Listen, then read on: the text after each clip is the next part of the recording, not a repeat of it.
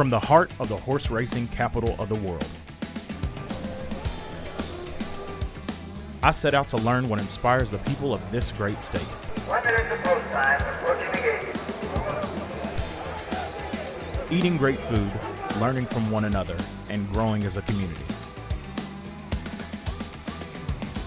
I'm Gary Wright, and this is Order Up. Today we're at the most beautiful place in horse racing, Keeneland Racecourse, located in Lexington, Kentucky.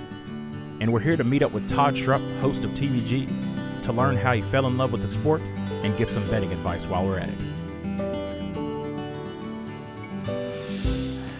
How you doing, Gary? sir? Nice How to are finally you? meet you. Hey. Yeah, absolutely. You're at my favorite place in the world. I know, that's what I was going to ask you. That was my first question was going to be. You go everywhere. Is this your favorite track, or is this one of the favorite No, tracks? this is my favorite track. Yeah. It's my spiritual center for horse racing. And horse racing is something I knew I wanted to be in at an early age. As a teenager, I didn't know exactly what profession I wanted to have at the track, and then eventually evolved into television, which I also had a passion for. Yeah. But the whole coming to Keeneland was just by happenstance. I had a job at Calder Racecourse in South Florida. Right. And one night we had the discussion. You just asked the question, what's your favorite racetrack? Yeah.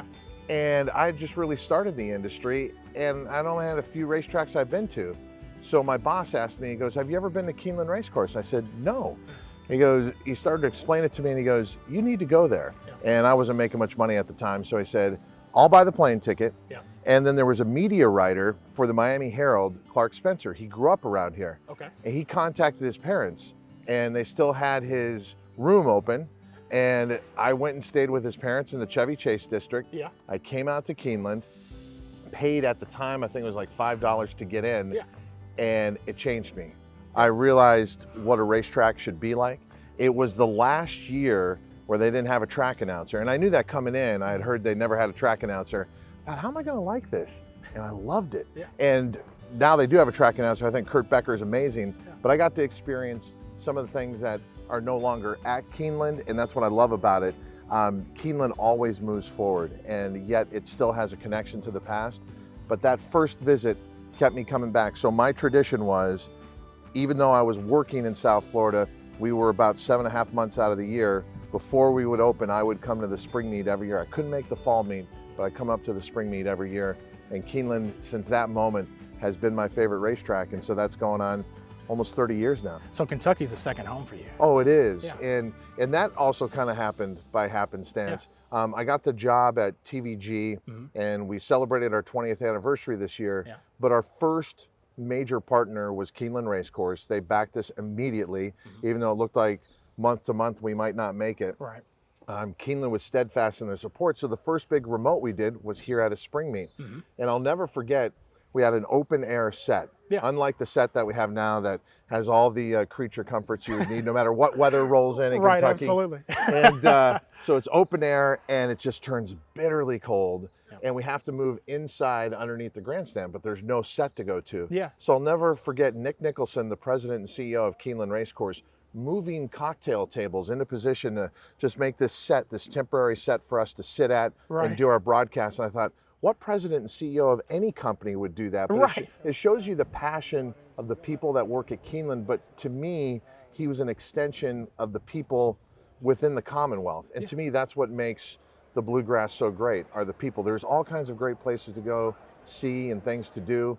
But at the end of the day, it's the people that I really connected with. So after that first broadcast, as I started to come back and I staked out Keeneland as the racetrack that I wanted TVG to send me to, they finally just said, instead of flying back and forth, week to week in the spring and the fall, would you just stay through? And I did. So now I should have a Kentucky driver's license, to be honest with you, for sure. Say, yeah. I was surprised you haven't made that trip to the DMV and gotten that taken care of. And I should. I mean, I've got my dentist here. My dentist is in Richmond, Kentucky. Yeah. So every 6 months I got my cleaning, spring and fall when I come back here. I got my favorite dry cleaner. I've got a whole host of restaurants. And I've got a lot of friends. Awesome. And but that's not true of every city that I travel to. It's like I travel to a lot of other cities and maybe stay for an extended time, a week or so. Yeah. But I haven't made the connection like I've made the connection to the people here in the Commonwealth. Yeah.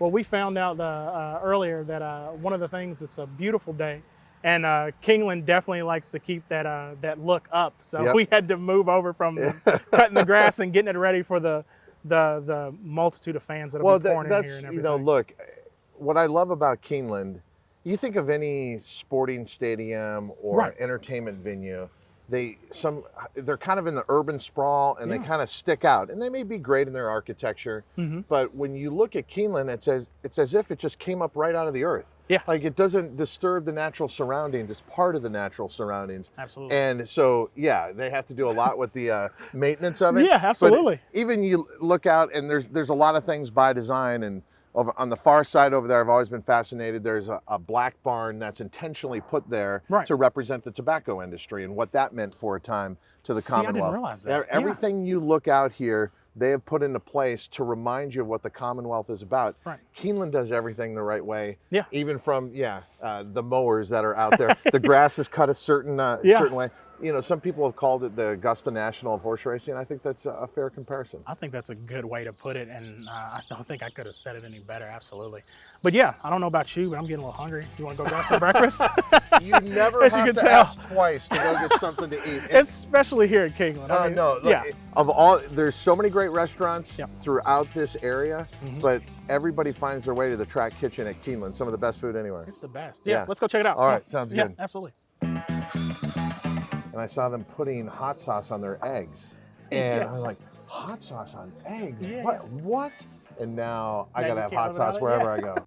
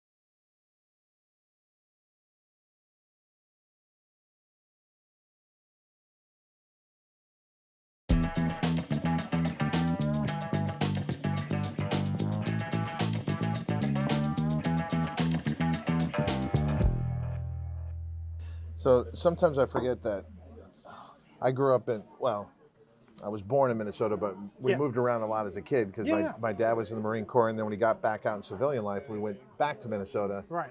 And although I went to the track as a kid with my dad, the first racetrack that I wanted to work at was Canterbury Downs in Minnesota. Gotcha. And so I remember going to the jockey's room Yeah. and getting something to eat, and I saw them putting hot sauce on their eggs. And Yeah. I was like, hot sauce on eggs? Yeah, What? and now I Now gotta you have can't hot live without sauce it? wherever Yeah. I go. Gotta have it wherever I go. It's so good. Like Yeah. you can't beat it. Yeah, there's so many different kinds. Yeah, absolutely. But yeah, the racetrack has given me a lot, and one of it is the appreciation for hot sauce. Yeah. I read that. Did you move intentionally to get closer to that track when you first started? So my dad goes back into civilian life. We go back to Minnesota. Right. And they build this racetrack, and it's still the only racetrack in Minnesota. Right. It's gone through many names. Yeah. Canterbury Downs was what it was when I first opened. It opened in 1985, and I wanted to learn how to bet the races. Yeah. So I went to my local library, and I checked out a book called The Winning Horse Player by Andrew Beyer. Gotcha. And I never returned it, and I hope nobody is watching. Hopefully this isn't from incriminating. the Chaska Public Library system. I have quite a fine. Yeah. But I bought all his books, and basically he would write about all these racetracks around the country that I could only imagine about in the life of a professional gambler. Yeah. And I thought, that's what I want to do. I want to bet on horses for a living. Yeah. Then I realized it's really hard. Yeah. You should probably have another job. You can still bet the horses, but Yeah, you should yeah. have another job. Right. And then I was fortunate enough that when you go to the racetrack now, you see someone in the paddock and they're talking on the television system within the racetrack. Right. And that's called the simulcast network. And Right. that signal goes to other racetracks around the country. Absolutely. But that person is in the paddock talking about the horses they like Yeah. and giving some analysis, and people listen and then make their picks accordingly. Yeah. When I started in horse racing to work, that was just happening. And so I became that person at Canterbury Downs in Minnesota and kind of built my career from there. Awesome. Let's dig in. Yeah, for sure.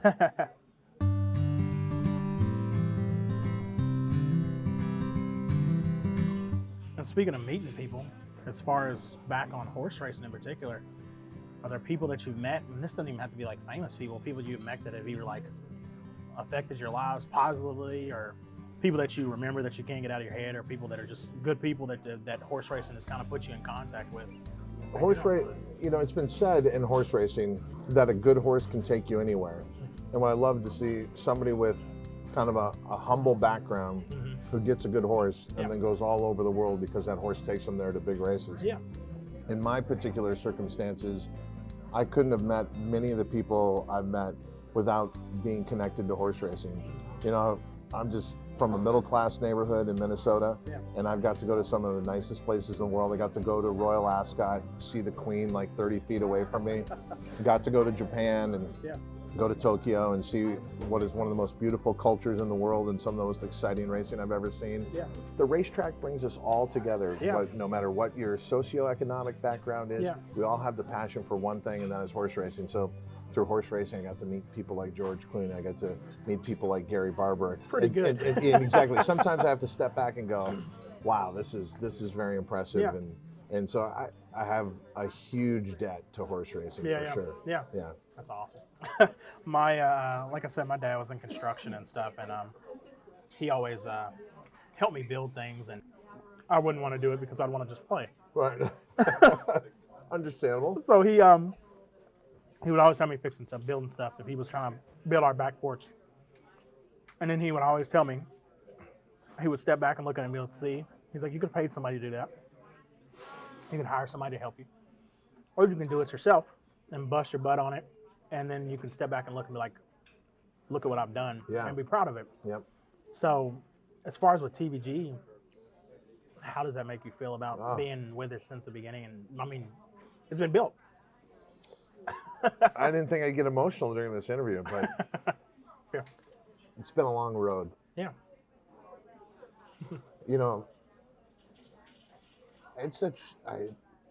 It's very humble expectations when I got in. I just want to work at the track. Yeah. And so I went to South Florida. I was there for 7 years. I answered the ad in the paper. Yeah. And I got the job at TVG. Yeah. But literally, for the first 2 years, I left a lot of boxes packed because didn't think it was going to work. Right. And so I think the people over the years that made TVG work that aren't with us anymore, some have actually passed on. Some of them, probably a defining moment at TVG was we were about 1.5 years in. Yeah. And one of the keys to TVG was you needed to be able to bet from home. Yeah. And the market that they were ready to bet from was California. and the legislation was passed. Yeah. So we're excited. So basically, for the first year and a half, we're showing races that nobody can bet on through us. Right. You know, Yeah. which goes to show you that people really are loyal and they love Yeah. the sport. Absolutely. So the legislation goes to the governor's desk, and at the 11th hour, he vetoes it. Oh, wow. And so now we've had a huge, major financial setback. Yeah. And as soon as the legislation was vetoed, they called us into work, Yeah. and they had a company-wide meeting. And our CEO at the time, Mark Wilson, who I see now at Keeneland, and we're good friends, Yeah. called everyone and he said, I'm going to give it to you guys straight. Yeah. This is a setback. Yeah. This is a real problem. And so today, half of you are going to be let go. Yeah. And those of you who stay on are going to take a 20% pay cut. So they basically said there's 2 conference rooms. Yeah. And they didn't say what exactly how the process was going to happen, but we all kind of figured there's one conference room where all of us are leaving, and there's one conference room where that group is staying. Yeah. Yeah. I got called in the conference room that stayed, took the 20% pay cut. Yeah. And so to be here 20 years later, it's very emotional because I know what I went through, Yeah. but I also know those people who are still with TVG after 20 years, what they've gone through. And then I always think of the employees who didn't get to continue on after that day. Without their sacrifice, Yeah. none of this is possible either. Right. So to go from TVG being a startup company that people didn't think could make it, and now being part of what is the biggest online gaming company in the world Yeah. is remarkable to Yeah. me.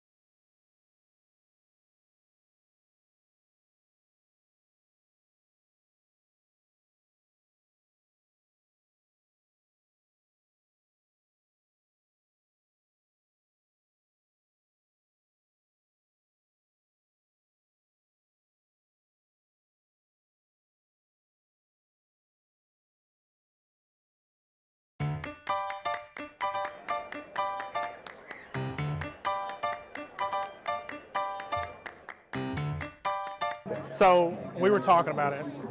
I'm not good at betting. Okay. I'm not good at all. Let me stop you right there. Okay. And I'm not stopping you from playing the races when you said that. Okay, you might want to. Here's what people no. If I'm gonna save some money. No, look. Yeah. What I love about horse racing is that you get to participate. When you go to a baseball game, you watch your team and you cheer them on, but you Right. don't get to go run down on the field. Right. But when you bet on a horse race, Yeah. that horse is yours for that couple of minutes. Yeah. So I suggest everybody bet on the races. Okay. Here's my advice to anyone who is getting into the race races and, Yeah. and playing horse racing. And I got a lot of good advice early on. And this may not sit well with people who dedicate their lives to betting on the horses, Right. but I'm going to tell you right now, anybody can pick winners. Anybody can pick winners. And here's what is kind of maddening and true about the game all at the same time. Yeah. I can look in the racing form. I can spend all night, the night before, part of my morning going through, taking all the knowledge I have, Right. and coming up with, say, a horse like the 6, New Day Dawning. Yeah. You can walk into the track and go, I like the number 6. Yeah. And we land on the same horse. And we we're right both for win. very different reasons. We both Right. win. Yeah. But the key is betting. This game is 25% about picking winners. Yeah. It's 75%, maybe even more, about how you bet them. Right. Because at the end of the day, you could have the right horse, but if you don't bet them the right way, Yeah. you could actually walk away losing money having picked a lot of winners. So believe me, everybody can pick winners. On the betting front, 2 pieces of advice I got early on that has stayed with me always. Yeah. And that is, imagine taking all the money in your pockets Okay. and then throwing it to the wind and watching it blow away. Right. That feeling you would have in your stomach. That's usually what I end up with. Okay, but if you have that feeling when you're walking up to the window, go Yeah. sit back down. Like, you're not forced to go bet on that race. If you Gotcha. have, it's like, if you feel like, I don't feel like I should be betting here, then don't. And then the second thing is, if it hurts for more than 30 seconds, Yeah. you bet too much. So, Okay. so there's a lot, to me, as complicated as the game can be and all the different approaches, Yeah. there are just some basic truisms that should guide you when you go out to the track. Right.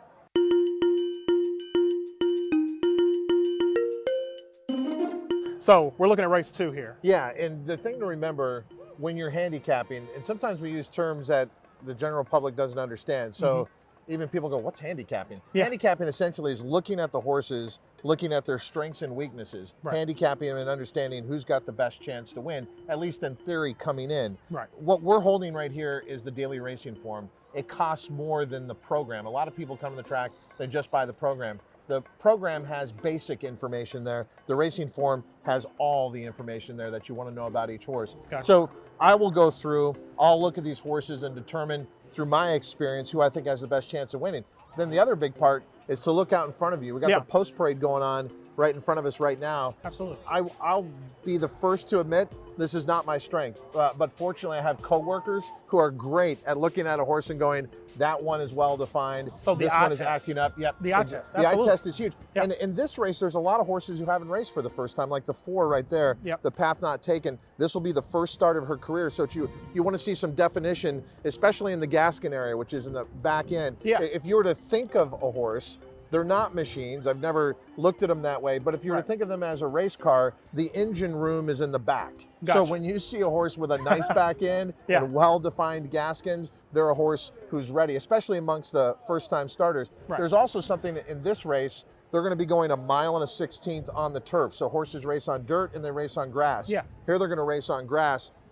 You want to look for a certain individual and the way they handle themselves that will fit running on the grass, because there's some horses, in the same way that in the Olympics you have the 100-meter sprinters versus you have someone who goes 800 meters, and, Right. they're built in a different way. Same thing with horses. Sprinters are much stockier, much more compact with that big engine room in the back. Right. And then horses that go long are just a little bit long and a little bit defined in a different way. So looking on paper, looking in person, and then you take your shot at the betting window and they hope that you get a little bit lucky as well. Right.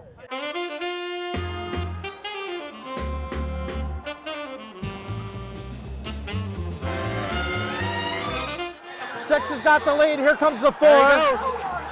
There he goes. Oh, it's close. You get it 4? 4-6. 4-6. 4-6. You know, you were talking about trainers who get in the zone. Yeah. The trainer of that horse, the winner, Yeah. is Chad Brown. Yeah. He's 32% at the meet. If you're a trainer and you win at 30%, it's Yeah. like being a baseball player and hitting 400. It's that good. He's amazing. Yeah. So we talked about Wesley Ward in the spring with 2-year-olds. Absolutely. Well, Chad Brown, any day of the week, any time of year. Yeah. And that's the trainer that just beat us. So Yeah. I still like our play. The 6 ran a good race. Yeah. Sometimes you're second best. Absolutely. Yeah. All right. All right.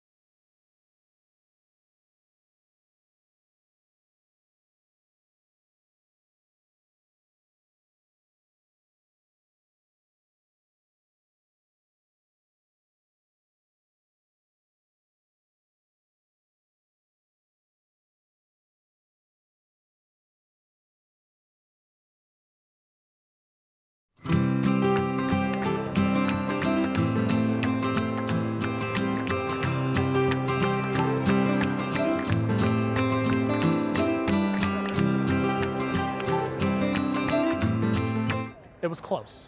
It was, and Very close. And here's the thing, I like to play horizontal wagers, so Yeah.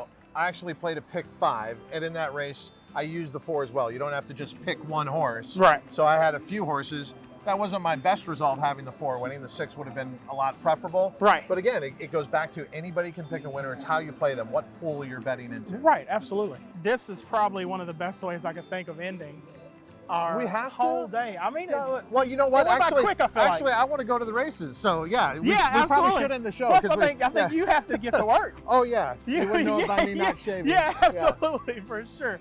Todd, I appreciate it so much. It's been an absolute pleasure. Gary. Thank you for teaching me to not lose as much money as I used to. Oh, let me just say, Gary, you are an example of why I love coming to Commonwealth, because I make friends here all the time. Oh, sure. And you're also an example of how fortunate I am to be in horse racing. I wouldn't have met you without being in this magnificent sport. Absolutely. Standing under this amazing sycamore tree, which yeah. defines Keeneland. Yeah. Thank you for the time. Yeah, no problem at all. Absolutely. I'll let you get to work. All right. You have a Take good care. one, buddy. Yeah, See ya. absolutely. See ya.